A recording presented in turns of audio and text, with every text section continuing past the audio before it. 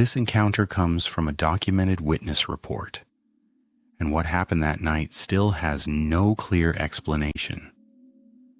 They thought it was just a wolf.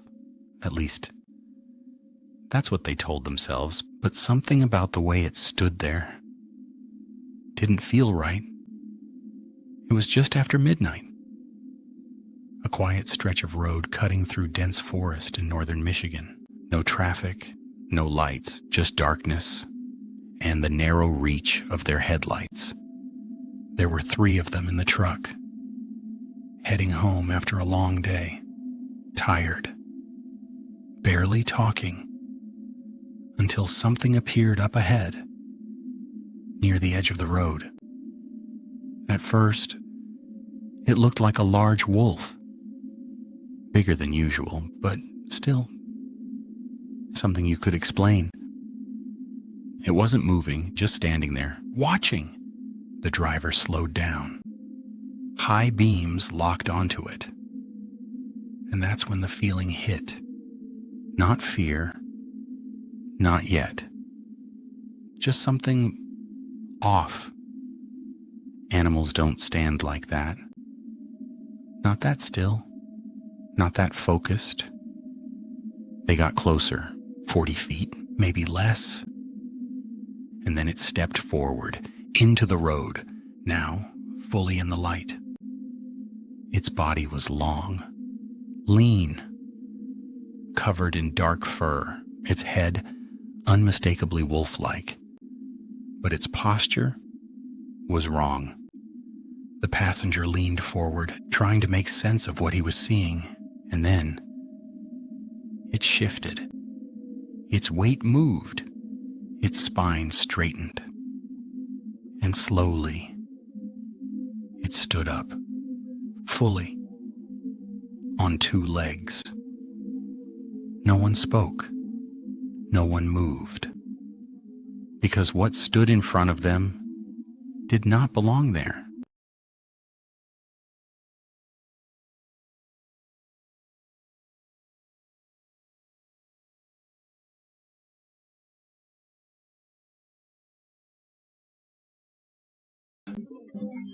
It stood there, staring directly into the truck, eyes reflecting the headlights, bright, focused, aware.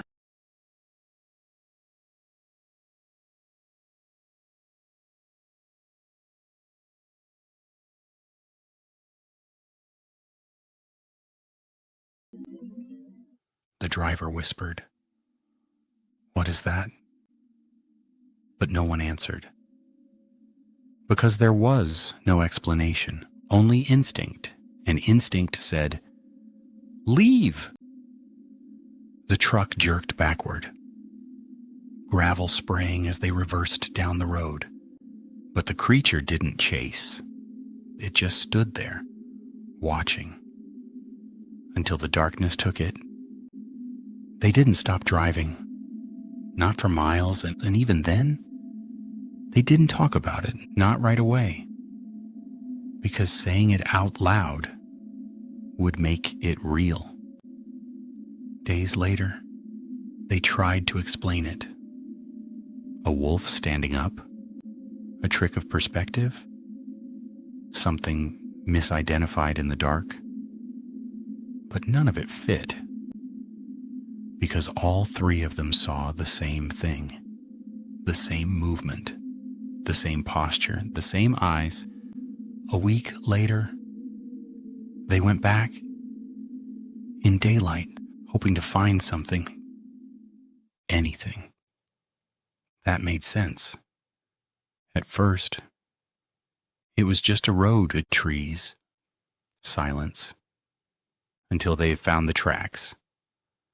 Near the tree line, they weren't normal, not clearly wolf, not clearly human, something in between. Long, deep, pressed hard into the ground, and spaced too far apart. Like whatever made them was walking upright. They followed them, just a short distance, into the woods, and then they stopped, No trail, no direction, just gone. That's when the feeling came back. That same feeling from the road. That they weren't alone. They looked around. Nothing. But the forest had gone silent. No birds, no wind, just stillness, heavy, unnatural. And then a sound, low, distant. A growl that didn't echo like an animal. It carried, deep, almost deliberate. They didn't wait. They didn't question it. They left. Immediately. And they never went back. Some say encounters like this are just misidentifications. That fear can distort what we think we see. Others believe there are things in these forests that don't fit into anything we understand. Whatever they saw that night has never been explained. But they all agree on one thing. It wasn't a wolf.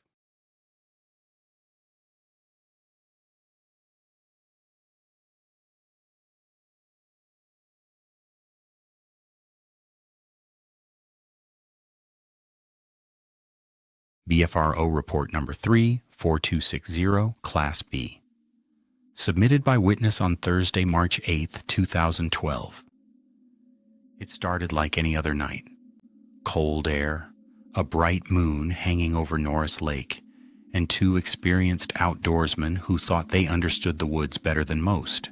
But what happened on March 3, 2012, in Anderson County, Tennessee, would leave both of them questioning everything they thought they knew, and wondering if something out there had been watching them long before they ever realized it. Josh and his friend Clay weren't strangers to the wilderness. They had grown up around Norris Lake, hunting, fishing, hiking deep into the Appalachian forest. This wasn't new territory. That night, they rode a four-wheeler roughly 5 miles from Josh's house to a clearing near where Mill Creek feeds into the lake, a place marked by rocky outcroppings and swampy ground, exposed only during the winter when water levels dropped. They arrived around 9:30 p.m., built a large fire, and settled in. The temperature hovered just below freezing, somewhere between 28 and 30 degrees, and the wind cut sharply across the water. Across the lake, 2 owls called back and forth in a steady rhythm, their hoots echoing through the trees. It was the kind of natural soundtrack you expect in a place like that. But something else was there, but before they even reached the clearing, they had stopped to check a tire on the four-wheeler. That's when they first heard it, heavy footfalls, about 60 yards off. Not scattered movement, not the light stepping of deer. This was deliberate, measured, bipedal. Whatever it was, stayed just out of sight. They shrugged it off at the time. Back at the fire, the feeling lingered. From the tree line, again about 60 yards away, they kept hearing movement. Slow pacing, back and forth. It went on for nearly 20 minutes. Even with the wind howling, they could hear it clearly. Still, they convinced themselves it had to be a deer. Then around 11 p.m., everything changed. The wind died, the lake went still, and the woods went completely silent. The owls stopped mid-conversation. No insects, no movement, nothing. That silence pressed in on them, thick and unnatural. Around midnight, they decided it was time to leave.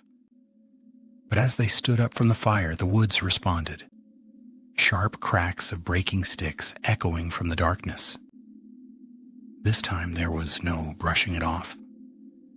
They both knew. If it had been a deer, it would have bolted hours ago. Josh felt it then, that unmistakable sensation of being watched. Not just observed, targeted. Acting on impulse, he grabbed a piece of cedar and struck it against a nearby cypress tree. A wood knock. Something he had seen on a TV show. It felt ridiculous in the moment, but curiosity pushed him. The sound echoed out, then faded. Silence. Clay froze. "I heard one back," he said, his voice tight, breathing heavy. Josh didn't believe him until he tried again. 3 solid knocks against the tree. They waited. Then, after the echo had fully died, 3 knocks came back. Clear, deliberate, answering. Something out there was responding. A chill ran through him deeper than the cold air. His hands started to shake. Still, he knocked again, pushing further, and let out a loud, drawn-out, whooping call into the darkness. The response came fast. A single sharp knock, and then a growl. Not just any growl. This was something layered. Wrong. Deep and guttural, but with a strange, almost primate-like quality woven into it. It sounded like 2 different vocalizations happening at once, a low snarl mixed with a higher, whooping tone. The sound stretched on for several seconds, maybe as long as 8, vibrating through the trees and into their chests. Whatever made that noise wasn't hiding anymore, and it was warning them. The fear hit instantly and completely. But instead of running, they made a decision, one they would later question. They jumped on the 4-wheeler and drove toward the sound. The woods swallowed them. They stopped several times, listening, scanning the darkness. But whatever had made the noise stayed just out of reach. No more knocks, no more growls. Just that feeling, that overwhelming, suffocating certainty that something was still there, watching, following, and that it didn't want them there. Not at all. They eventually turned back, put out the fire, and rode home without ever seeing the source of what they had encountered. But both of them agreed on one thing. Whatever was out there felt hostile. Not curious, not cautious, hostile. Follow-up investigation and research. After the encounter, a BFRO investigator spoke directly with Josh and gathered deeper details that added weight to the experience. The pacing they heard in the woods wasn't random. It covered a consistent stretch of about 40 yards, back and forth, as if something was monitoring them. The distance remained almost fixed the entire time, suggesting controlled movement rather than aimless wandering. The environmental conditions also stood out. The sudden silence, the complete shutdown of wildlife, is a pattern often reported in similar encounters. Predators can cause brief quiet, but this level of stillness, combined with the timing of the knocks and vocalizations, raised questions. Days later, Josh returned to the area with others to look for physical evidence. Near the clearing, they found a muddy pond bank, and in it, a large, bare footprint. The track was cast, though the original cast is no longer in his possession, and photographs taken at the time were too unclear for formal analysis. Still, the location was remote, cold, and largely inaccessible, making the presence of a barefoot track unusual. Since that night, Josh, once skeptical as a biology student, began actively researching similar reports. He found patterns. Wood knocks used as communication, deep vocalizations described as layered or dual-toned, and the recurring detail of something pacing just beyond visibility.